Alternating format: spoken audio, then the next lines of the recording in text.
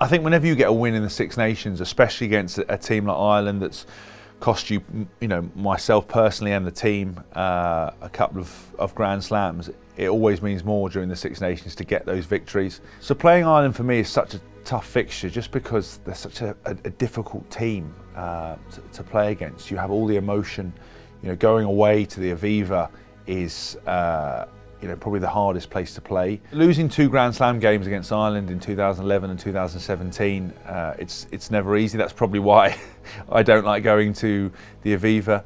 You dream about getting in a position to win a Grand Slam, and then you're going to Ireland. You're going to have to play in those huge games, and it's hugely disappointing for me because you never know when you get the opportunity again. I associate playing Ireland in the Six Nations with a bit of heartache, but both times we've lifted the Six Nations trophy there, but it's never the same. And to come off the field and have to kind of suck it up of the disappointment of losing a Grand Slam and then celebrate winning the Six Nations, it's a very odd place to be. I didn't enjoy it. I found it very hard work.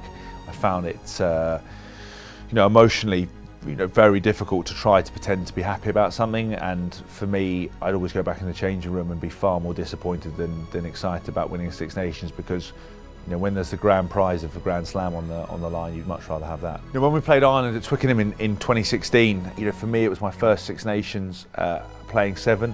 The Six Nations is such an amazing tournament where you're pitting yourselves against the best, and I'd come so close to winning Grand Slams but never ever got there. My remit as a 7 was to be the most physical person I could be, to really put my body on the line in the collision, to make sure that we won the game line every time we got a carry or I was called upon to make a tackle, and I felt on that day I did that. Borderline over the top when I got yellow carded. What I love about Eddie is he brought me right back onto the field again, and I was able to carry on and finish the game off as I would have wanted. It's such an incredible tournament that brings the fans together, brings the players together, and it's steeped in history, and the Six Nations is always more across the board.